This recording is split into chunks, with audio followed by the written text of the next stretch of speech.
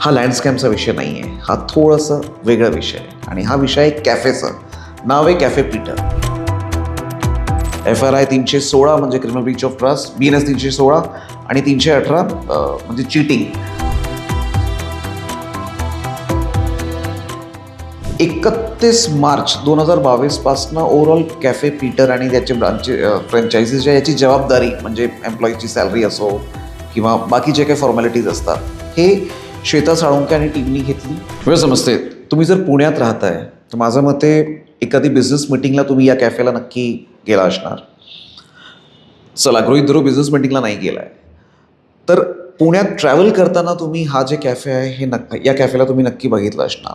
आणि त्याचं कारण असं की जे इम्प्रेशन आहे, जे कलर कॉम्बिनेशन आहे ब्रँडचं ते छान आहे. मीनवाईल मी असंही म्हणेल एखादी क्राईम स्टोरी जेव्हा पत्रकार तुमच्यासमोर प्रेझेंट करतो तो बऱ्याचदा क्राईम स्टोरी आणि चिटिंग केस म्हटलं की तुमच्यासमोर किंवा डोक्यात लँड स्कॅम असेल असं एक आपल्यासमोर येतं किंवा व्ह्युअर्सला वाटतं. हा लँड स्कॅमचा विषय नाही आहे, हा थोडंसं वेगळा विषय आहे. आणि हा विषय आहे कॅफेचं. नाव आहे कॅफे पीटर. मार्च फर्स्ट वीकमध्ये FIR लॉन्च झालेली आहे आणि FIR नंबर आहे 48/2026. FRI 316 म्हणजे criminal Breach of trust, BNS 316 आणि 318 म्हणजे चीटिंग. तर या कलमांतर्गत FIR रजिस्टर झालेली आहे बंड गार्डन पोलीस स्टेशनला. आणि याच्यात झालं असं की फिर्यादी जे आहे श्वेता साळुंखे यांची कंपनी आहे आणि या कंपनीचं नाव आहे युमसिंग फूडवर्क प्रायव्हेट लिमिटेड. तर या कंपनी मार्फत श्वेता साळुंखे यांनी आरोपीचं नाव आहे, कोरियन आहे, नाव आहे चेन सियोक जंग एलियास पीटर जंग. मार्केटमध्ये या व्यक्तीला लोक पीटर जंग नावाने ओळखतात. हॉस्पिटॅलिटी सेक्टरमध्ये पुण्यात बरेच वर्षापासून हा माणूस ॲक्टिव्ह आहे. आणि दुसरा आरोपी आहे कमलेश मारुती काळे. कमलेश काळे पण हॉस्पिटॅलिटी सेक्टरमध्ये बऱ्याच वर्षापासून ॲक्टिव्ह आहे. तर झालं असं की 5 कोटीमध्ये यांचं कॅफे पीटर हा जे ब्रँड आहे हा ब्रँड विकत घेण्याचं यांचं करार झाला. कोणासोबत? तर कॅफे पीटर मालकीची जी कंपनी आहे रेलिफा हॉस्पिटॅलिटी LLP यांच्यासोबत. यापैकी पुढच्या काही महिन्यात यांनी म्हणजे श्वेता साळुंखे यांची कंपनी मार्फत श्वेता साळुंखे यांनी जवळपास 2,04,00,000 रुपये दिले. आणि याच संदर्भात पीटर जंग यांनी त्यांचे जेवढे फ्रँचायझी ओनर्स आहेत त्यांना मेलही पाठवलं की असं असं करार झाला आहे आणि या संदर्भात एक NOC पण पाहिजे असते जे यांना द्यायची होती श्वेता साळुंखेंना.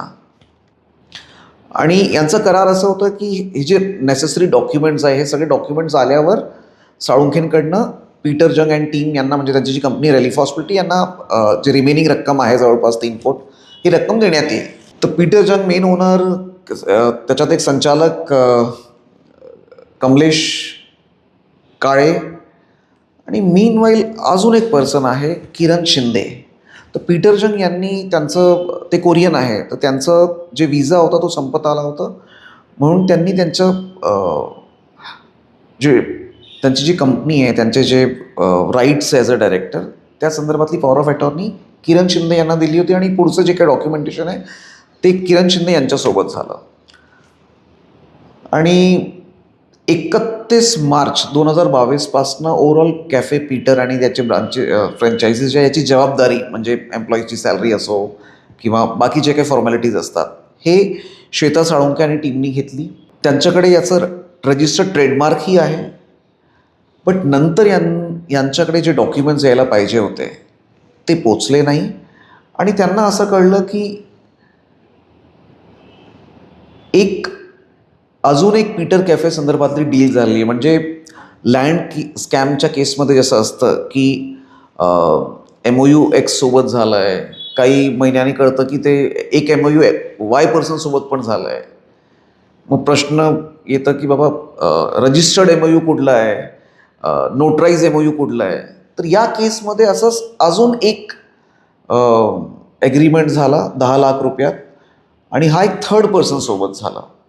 हे यांना लक्षात आलं तर त्यांना जॉब विचारलं, यांनी चेक केलं बट मीनवाईल ते पैसे ते ऑलरेडी 2 कोट जवळपास यांच्याकडे ऑलरेडी गेलेले होते.